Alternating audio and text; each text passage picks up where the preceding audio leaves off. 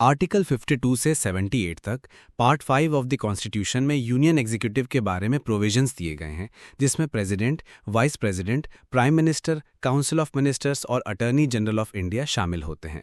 President Bharat के state का head है, देश का पहला नागरिक है और यूनिटी, इंटीग्रिटी और सॉलिडेरिटी का प्रतीक माना जाता है।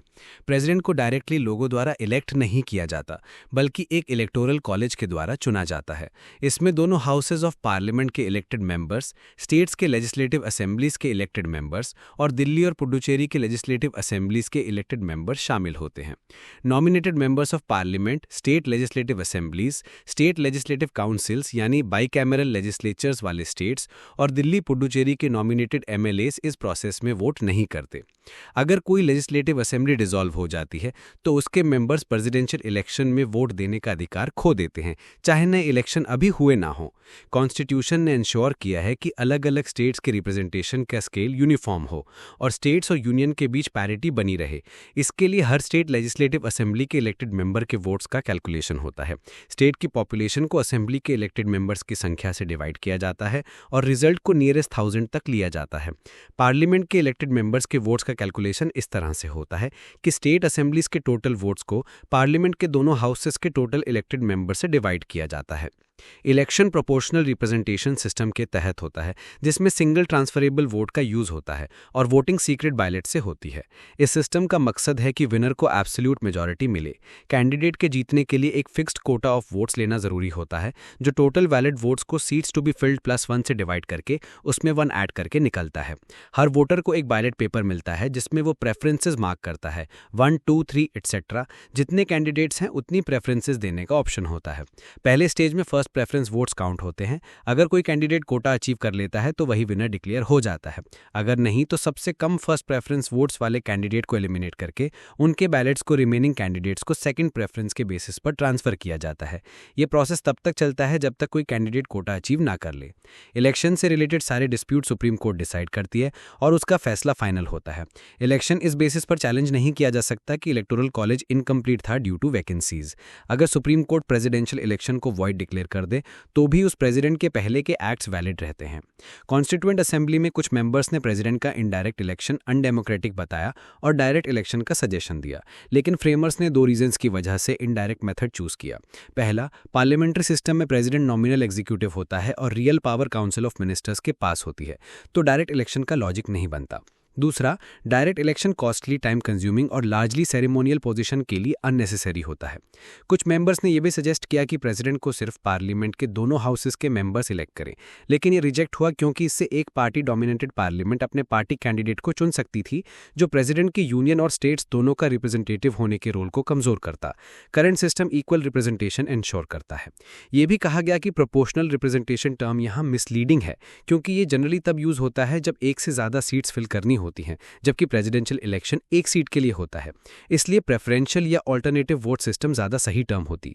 वैसे ही सिंगल ट्रांसफरेबल वोट भी मिसलीडिंग माना गया, क्योंकि यहां वोटर के पास एक वोट नहीं बल्कि वोट की वैल्यू मल्टीपल होती है।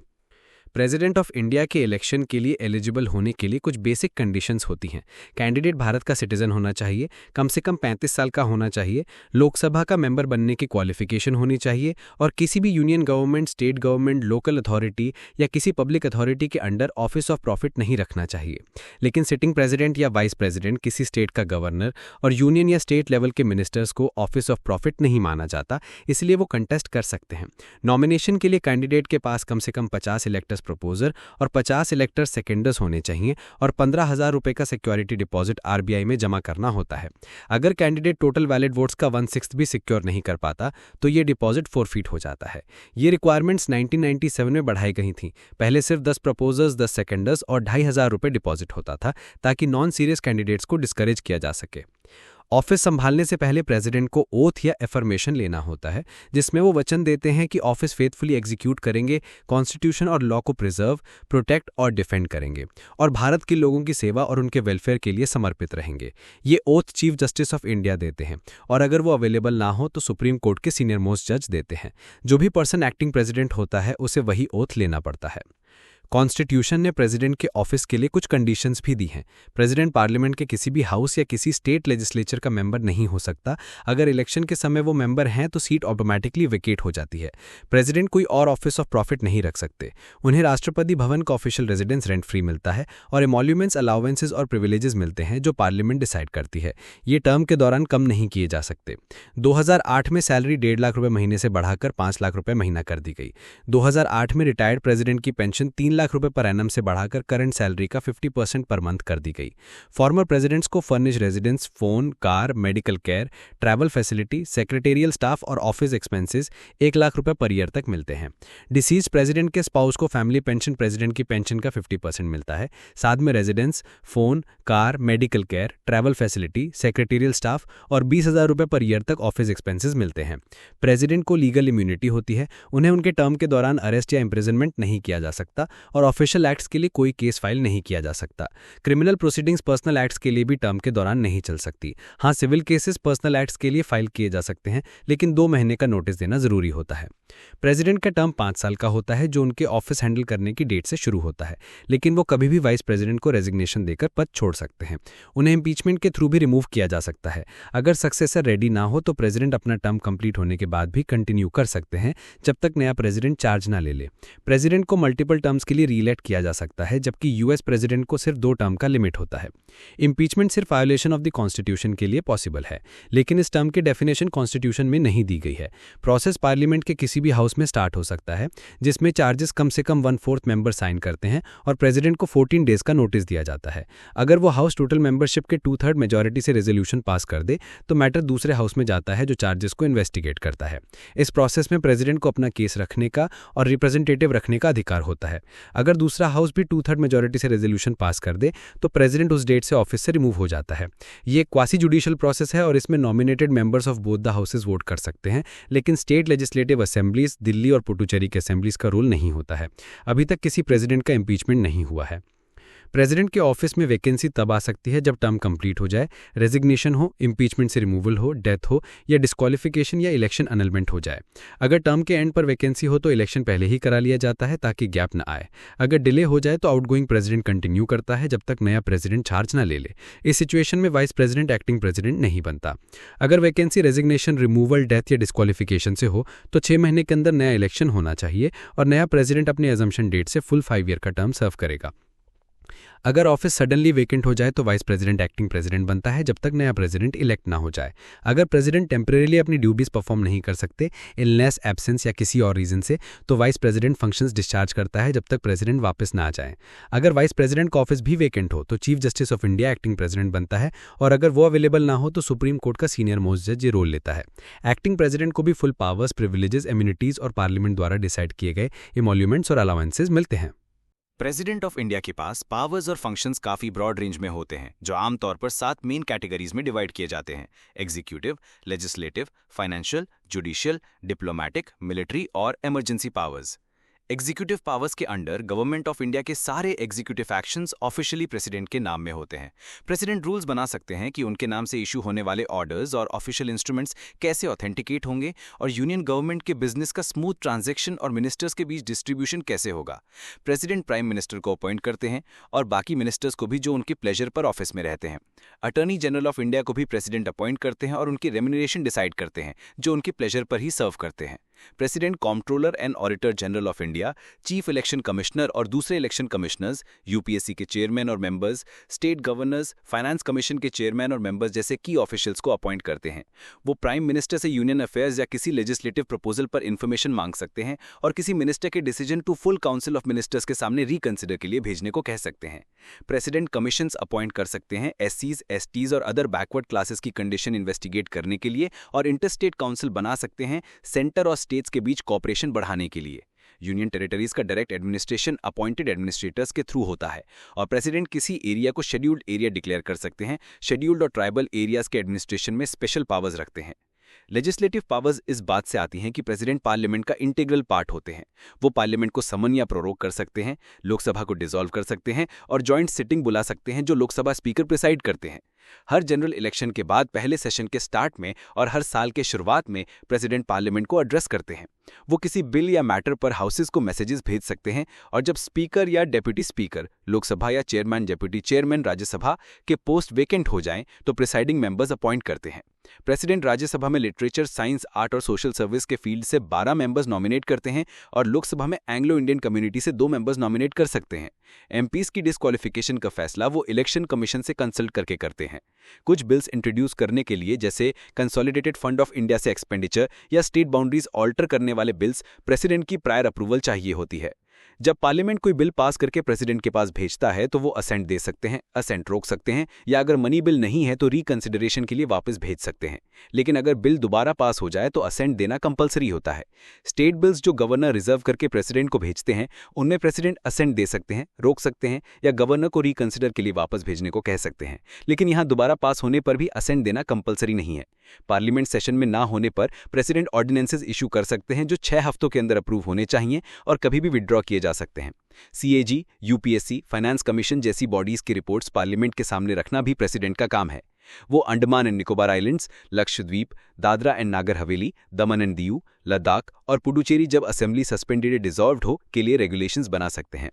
फाइनेंशियल पावर्स में सिर्फ प्रेसिडेंट की रिकमेंडेशन पर मनी बिल पार्लियामेंट में इंट्रोड्यूस हो सकता है। एनुअल यूनियन बजट प्रेजेंट करना, किसी ग्रांट डिमांड को अप्रूव करने से पहले अपनी रिकमेंडेशन देना, अनफोर्सीन एक्सपेंसेस के लिए कंटिजेंसी फंड से एडवांस ऑथोराइज करना, और हर 5 साल में फाइनेंस कमीशन अपॉइंट करना जो सेंटर और स्टेट्स के बीच रेवेन्यू डिस्ट्रीब्यूशन रिकमेंड करे, ये सब उनकी पावर्स में आता है।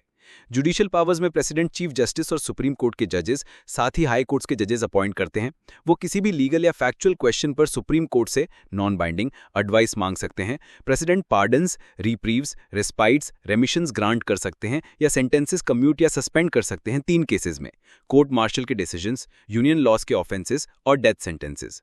डिप्लोमैटिक पावर्स के तहत प्रेसिडेंट भारत के बिहाफ पर इंटरनेशनल ट्रीटीज और एग्रीमेंट्स नेगोशिएट और कंक्लूड करते हैं पार्लियामेंट के अप्रूवल के बाद। वो इंडिया का रिप्रेजेंटेशन ग्लोबल फोरम्स में करते हैं और एम्बेसडर्स और हाई कमिश्नर्स को भेजते या रिसीव करते हैं।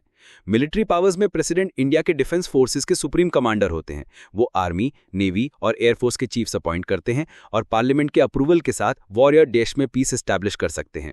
इमरजेंसी पावर्स 3 सिचुएशंस में स्पेशल अथॉरिटी देती हैं: national emergency article 352, presidents rule in state article 356 and 365 और फाइनेंशियल इमरजेंसी आर्टिकल 360।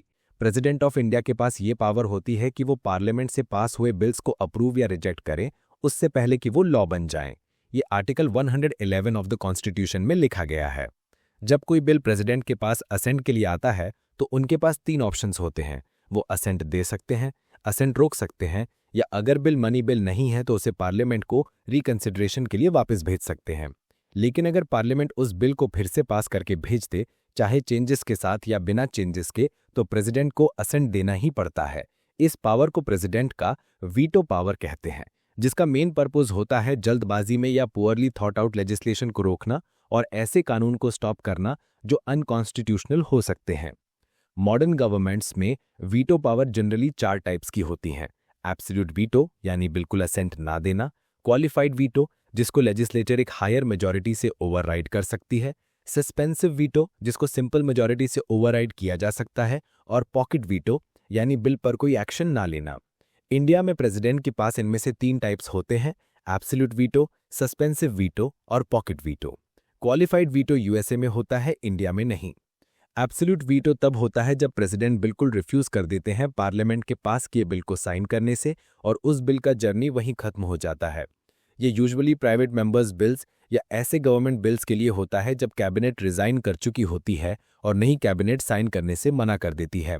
एग्जाम्पल के लिए 1954 में प्रेसिडेंट राजेंद्र प्रसाद ने PEPSU अप्रोप्रिएशन बिल को असेंट देने से मना कर दिया था जब स्टेट में प्रेसिडेंट्स रूल खत्म हो गया था।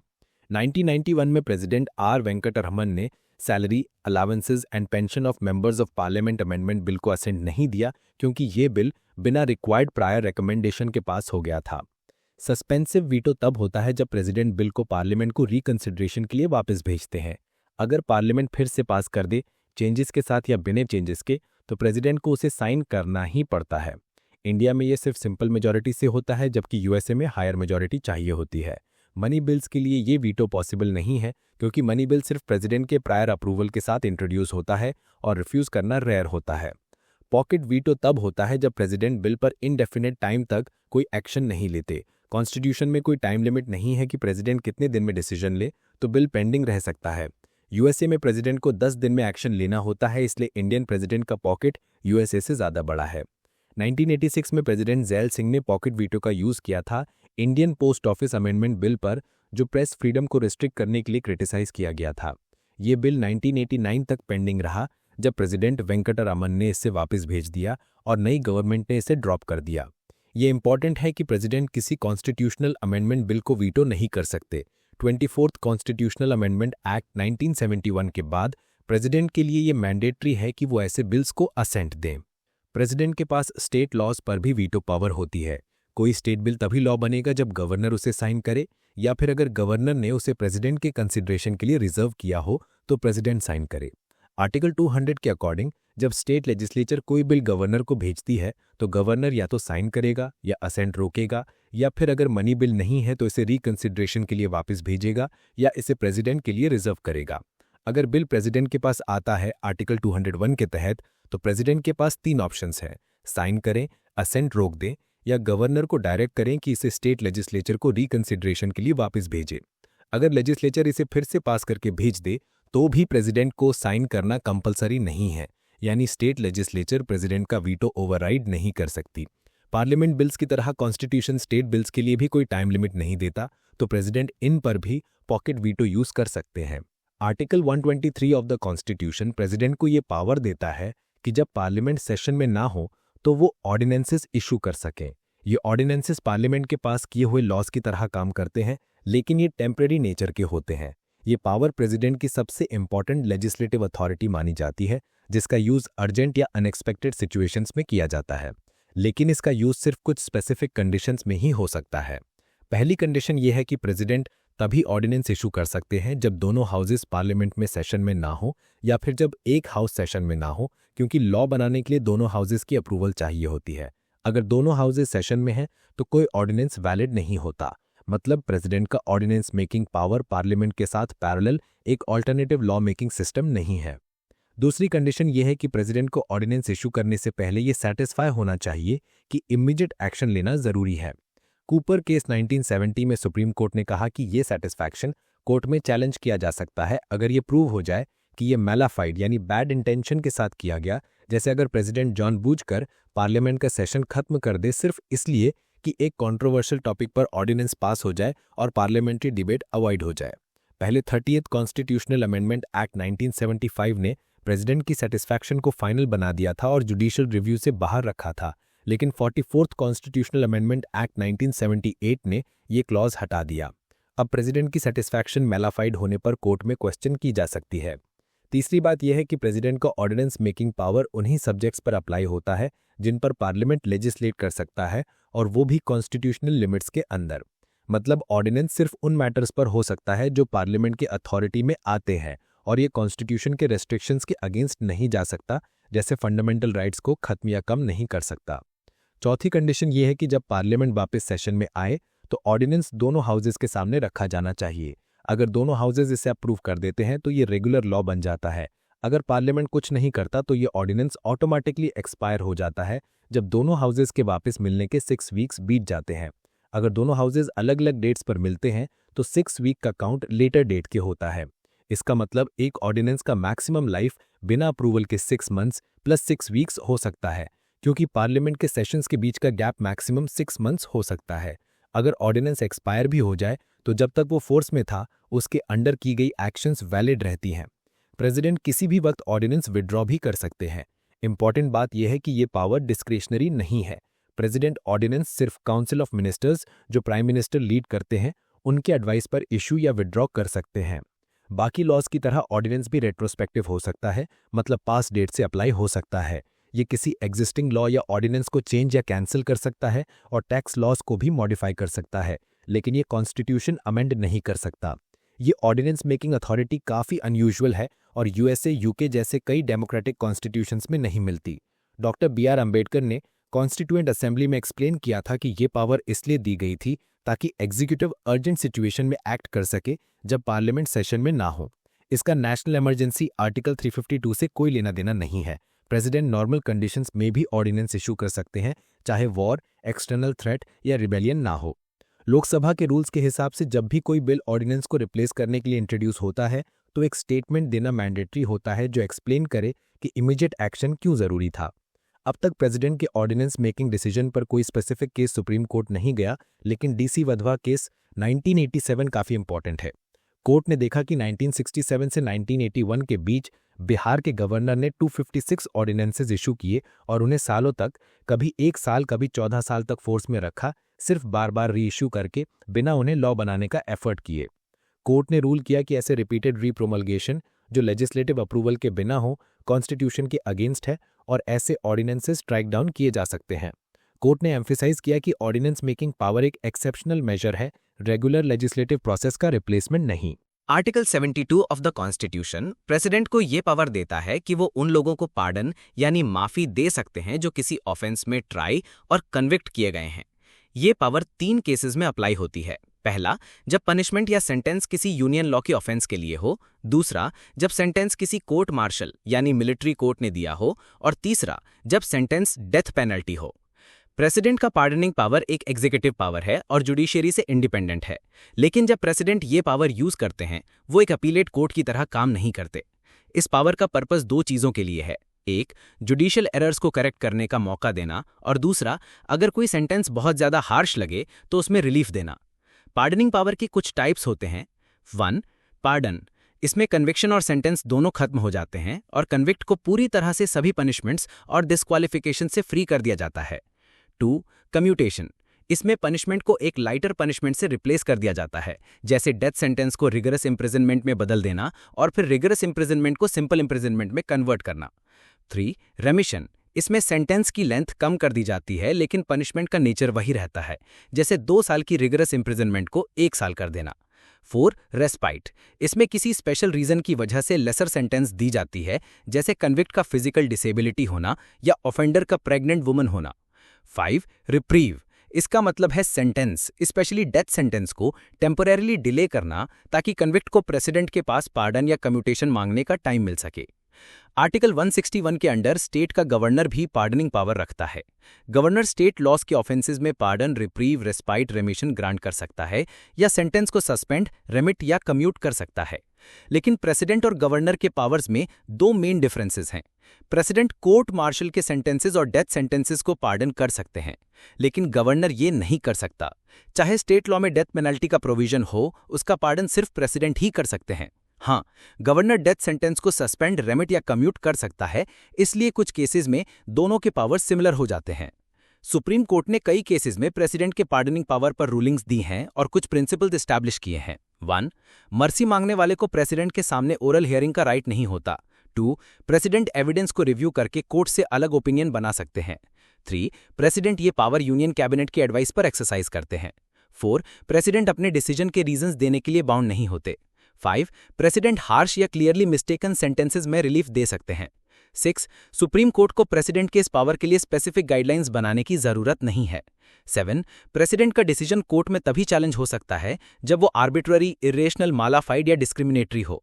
8. अगर एक बार मर्सी पिटीशन रिजेक्ट हो गई तो दूसरी पिटीशन सिर्फ स्टे लेने के लिए फाइल नहीं की जा सकती। इंडियन कॉन्स्टिट्यूशन एक parliamentary form of government establish करता है। इस वजह से प्रेसिडेंट सिर्फ एक नॉमिनल एग्जीक्यूटिव होते हैं, जबकि real executive power council of ministers के पास होती है, जो प्राइम मिनिस्टर की लीडरशिप में काम करती है।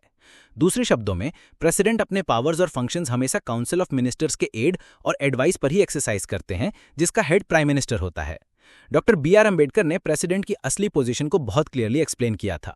उन्होंने कहा था कि इंडिया का हेड ऑफ स्टेट चाहे प्रेसिडेंट कहलाता है, जो नाम में यूएसए के प्रेसिडेंट जैसा लगता है, लेकिन दोनों सिस्टम्स में कोई असली सिमिलैरिटी नहीं है। यूएसए में प्रेसिडेंशियल सिस्टम है जहां प्रेसिडेंट चीफ एग्जीक्यूटिव और हेड ऑफ एडमिनिस्ट्रेशन होता है, लेकिन इंडियन कॉन्स्टिट्यूशन के अंडर प्रेसिडेंट का रोल ब्रिटिश कॉन्स्टिट्यूशन के किंग जैसा है। वो स्टेट का हेड है लेकिन एग्जीक्यूटिव नहीं। वो नेशन का रिप्रेजेंटेटिव है, उसको रूल नहीं करता। प्रेसिडेंट एक नेशनल सिंबल है जिसका रोल मोस्टली सेरेमोनियल होता है, जैसे एक सील जो देश के डिसीजंस को ऑफिशियल बनाती है। वो यूजुअली अपने मिनिस्टर्स की एडवाइस से बंधे होते हैं और बिना उनकी एडवाइस के अपने आप एक्शन नहीं ले सकते। यूएसए के प्रेसिडेंट के अपोजिट, जो अपने सेक्रेटरीज को कभी भी हटा सकते हैं, इंडियन प्रेसिडेंट अपने मिनिस्टर्स को तब तक नहीं हटा सकते जब तक उनके पास पार्लियामेंट का मेजॉरिटी सपोर्ट है। प्रेसिडेंट की कॉन्स्टिट्यूशनल पोजीशन समझने के लिए आर्टिकल्स 53, 74 और 75 को देखना जरूरी है। 1. आर्टिकल 53 कहता है कि यूनियन की एग्जीक्यूटिव पावर प्रेसिडेंट के पास होगी और वो इसे डायरेक्टली या फिर अपने सबऑर्डिनेट्स के थ्रू एक्सरसाइज करेंगे कॉन्स्टिट्यूशन के अकॉर्डिंग। 2. आर्टिकल 74 कहता है कि एक काउंसिल ऑफ मिनिस्टर्स होगी जिसका हेड प्राइम मिनिस्टर होगा, जो प्रेसिडेंट को एड और एडवाइस देगी और प्रेसिडेंट को उस एडवाइस के हिसाब से एक्ट करना होगा। 3. आर्टिकल 75 कहता है कि काउंसिल ऑफ मिनिस्टर्स लोकसभा के प्रति कलेक्टिवली रिस्पॉन्सिबल होगी, जो इंडिया के पार्लियामेंट्री सिस्टम का बेस है। 42nd कॉन्स्टिट्यूशनल अमेंडमेंट एक्ट 1976 जो इंदिरा गांधी के टाइम पास हुआ, उसने ये मैंडेटरी कर दिया कि प्रेसिडेंट हमेशा काउंसिल ऑफ मिनिस्टर्स की एडवाइस फॉलो करेंगे।